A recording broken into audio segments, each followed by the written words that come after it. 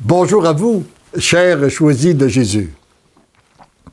Aujourd'hui, nous allons méditer ensemble le message 65 du deuxième volume. Pour vous situer, c'était le lendemain d'une réunion qu'il y avait eu à la ville de Québec après la parution du premier volume où j'avais été invité à prendre la parole. Et dans mon esprit, j'étais plus ou moins satisfait de ce que j'avais fait, enfin. Et c'était la prière que j'avais formulée. Et je lui demandais de bien vouloir m'inspirer, me guider pour savoir de quelle façon qu'il voulait que je me comporte lors de ces rencontres-là. Et la réponse est celle-ci. Mon fils bien-aimé, c'est moi en tant que père qui te remercie d'accepter d'être un tout petit instrument entre mes mains. Le petit instrument que tu es et qui serait sans valeur s'il agissait seul. C'est important qu'on se rappelle de ça. Hein? Le petit instrument que nous sommes est sans valeur s'il agit seul. Moi, je veux l'utiliser pour que d'autres donnent leur consentement et que j'en fasse des instruments entre mes mains. Tout ce qui vient du Seigneur se multiplie. Pour différentes missions. Ainsi sera changée la face de la terre. Une terre nouvelle par une Église complètement renouvelée. Sois sans crainte, ce ne sera jamais trop lourd pour toi. J'ai la situation bien en main et je m'occupe des moindres détails. Encore et toujours, accepte de te laisser guider. C'est là qu'il faut apprendre, il faut réapprendre, il faut continuer à se laisser guider par Dieu, notre Père.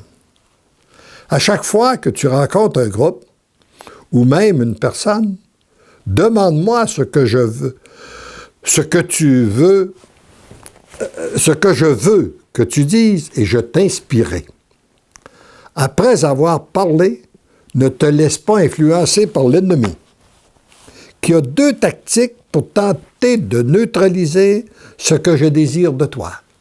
Voyez-vous, rappelons-nous ça là, les tactiques du malin pour neutraliser ce que Dieu fait en nous ou à travers nous.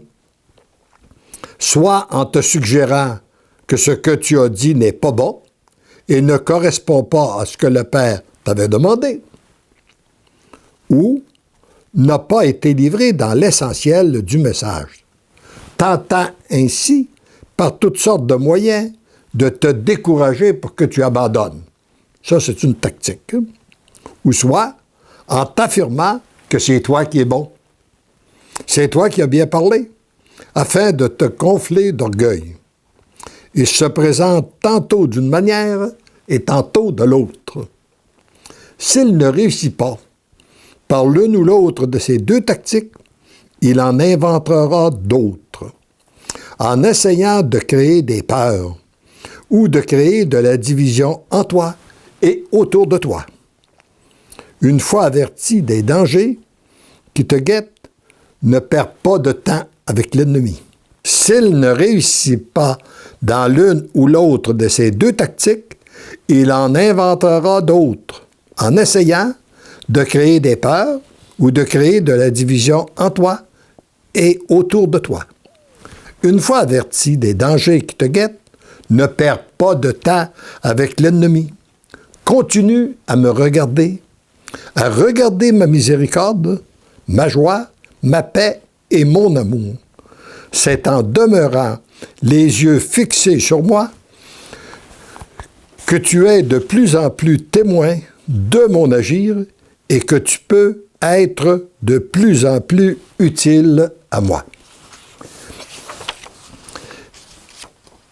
Je suis avec toi et je te donne tout ce dont tu as besoin pour continuer à avancer sur le chemin qui est le tien et accomplir la mission que je te confie par amour pour mes enfants.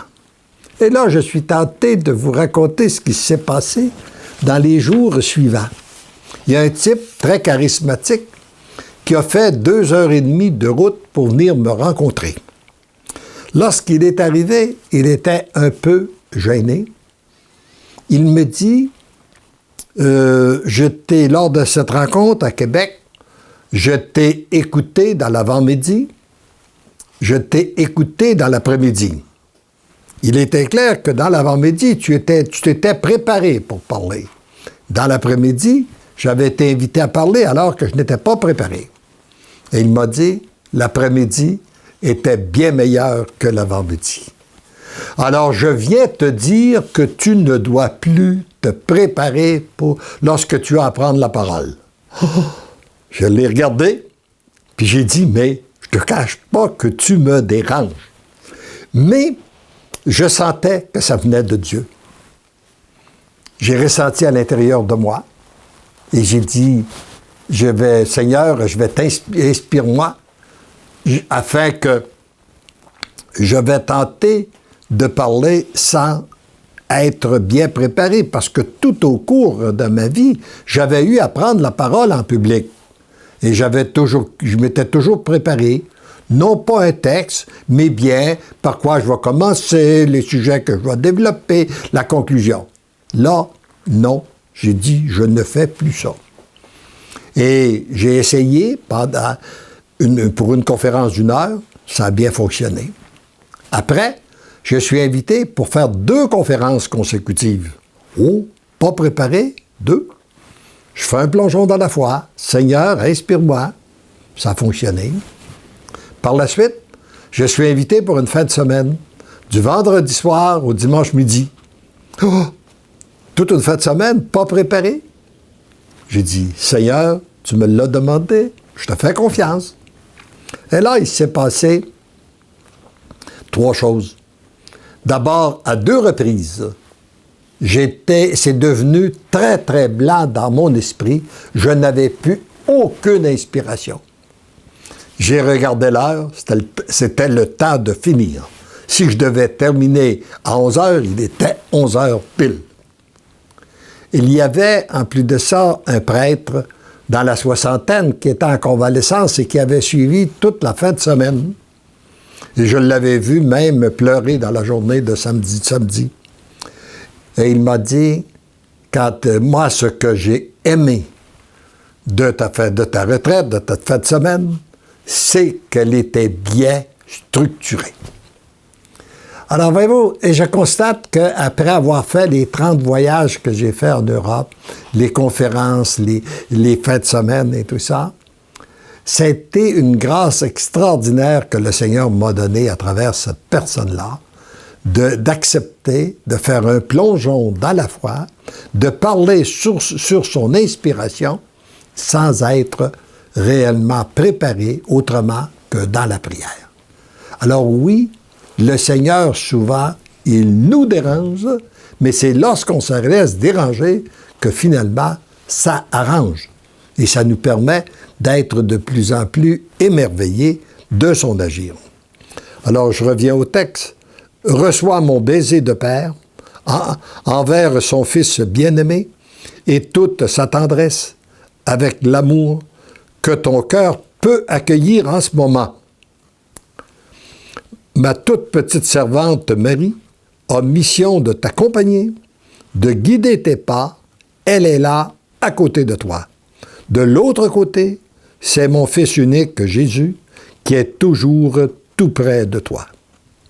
Si tes yeux s'ouvraient et que tu voyais les saints et les saintes et cette grande armée d'anges, tu saurais que tu n'es pas seul, mais bien entouré.